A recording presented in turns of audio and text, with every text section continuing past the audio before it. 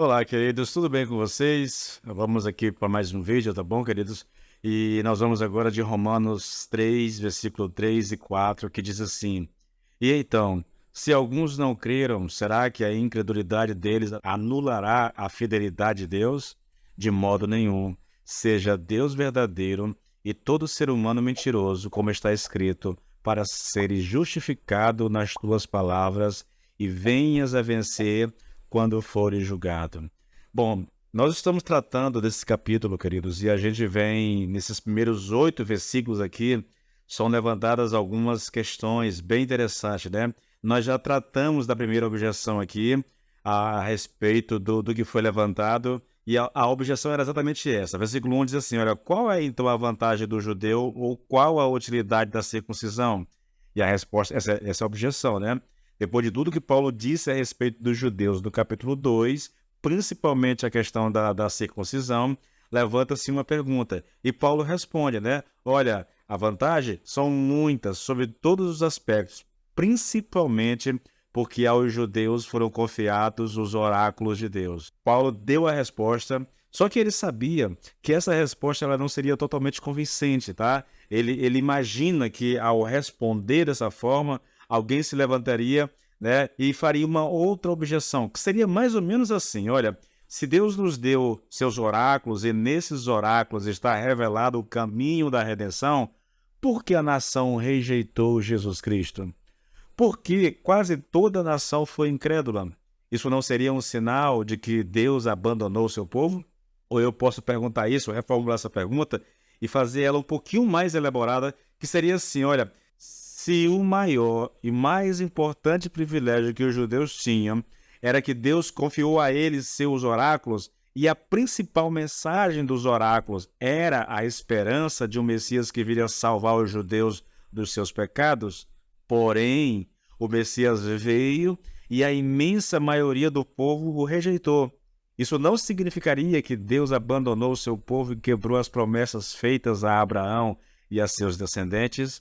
Percebe aqui, queridos, há uma cadeia de perguntas que uma puxa a outra, entendeu? Qual é a maior vantagem do judeu? Ah, Paulo vai dizer, é que a eles foram confiados os oráculos de Deus.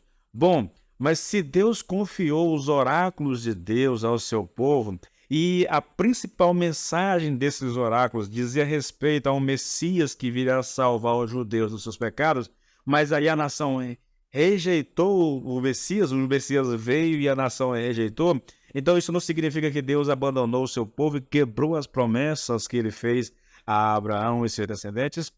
Então, percebe que há aqui sim, querido, há sim um questionamento, entendeu?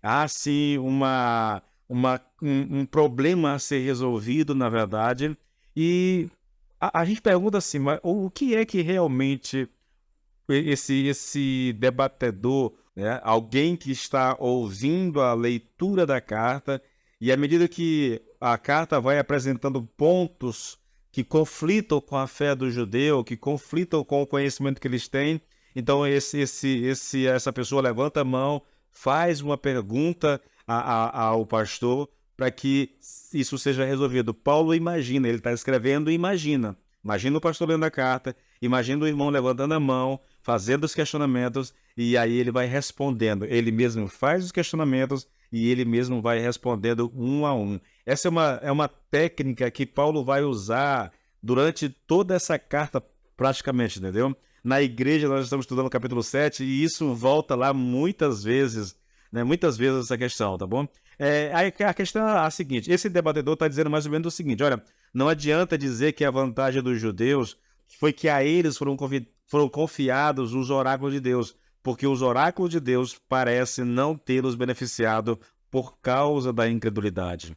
Esse debatedor, ele está afirmando algo mais ou menos assim, queridos. A infidelidade da nação de Israel eliminou todos os benefícios, né, que eles tinham ao receberem os oráculos para guardar. Eliminou-se tudo. É por isso que no versículo 3 ele pergunta: e então, se alguns não creram, será que a incredulidade deles anulará a fidelidade de Deus? Porque ele está olhando para o passado, ele está olhando para o que Paulo disse. O maior benefício de vocês são os oráculos. Vocês receberam os oráculos, vocês são os guardiões dos oráculos. Vocês não só guardam, mas devem proclamar. Mas a despeito de tudo isso, eles foram incrédulos, eles foram infiéis ao Senhor. E a pergunta é, então a infidelidade deles anula a fidelidade de Deus? A incredulidade deles anula a infidelidade de Deus? E a resposta de Paulo é, de modo nenhum. Seja Deus verdadeiro e todo ser humano mentiroso. O que Paulo quer dizer, querido, quando ele diz seja Deus verdadeiro e todo homem mentiroso? O que ele quer dizer é que a infidelidade da nação de Israel não eliminou realmente todos os benefícios e todo o valor da posse dos oráculos de Deus. Ou, dito de outra maneira, as promessas incondicionais de Deus não dependem da fidelidade do homem. Na verdade, se fosse assim, nunca haveria salvação para ninguém. Só você olhar para o Velho Testamento. Eu gosto de uma metáfora que se usa a respeito disso, né? A metáfora é mais ou menos a seguinte, olha, eu estou usando uma metáfora a respeito da situação dos judeus no Velho Testamento, né? A metáfora é mais ou menos assim, olha, imagine que esse povo é com um carro com um sério problema de alinhamento e balanceamento. Se não fosse as mãos firmes de um bom motorista, esse carro facilmente perderia o controle, pondo em sério risco a vida de todas as pessoas dentro deles. Imagine a nação como se fosse um carro com um problema de alinhamento e balanceamento. Você sabe que quando o carro está desalinhado, né? Quando o carro está com problema de balanceamento, ele começa a puxar para um lado e você tem que manter a direção. E se você soltar um pouquinho, ela puxa de novo, entendeu? Então, Deus é como se fosse esse motorista segurando a direção para que o carro não saísse da estrada. Porque se o povo fosse deixado por conta dele mesmo, se a nação fosse deixada por conta, ela estaria completamente perdida. E aqui, só para a gente finalizar essa questão, eu queria colocar algo que Lloyd Jones diz a respeito disso, tá bom? Eu acho que ninguém descreve melhor a situação do povo de Israel do que Lloyd Jones. Ele diz assim, olha, se fosse deixada entregue a si mesmo, a nação poderia muito bem ser exterminada e nenhuma das promessas de Deus seria posta em execução, nem teria efeito algum. No entanto, é a despeito do seu povo que Deus leva avante os seus grandes propósitos e cumpre os termos da sua aliança maravilhosa. Aqui, querido, só uma lição pra gente, tá bom? Eu creio que seja muito importante. Nós somos salvos a despeito de nós. Se você crê em Deus, se você crê em Jesus Cristo como teu Senhor, como teu Salvador, você vai para o céu e você vai ser salvo. Mas essa salvação é a despeito de você. Porque se Deus nos deixasse por conta própria, assim como foi com a relação de Israel, se Deus deixasse o povo por conta própria, eles se perderiam.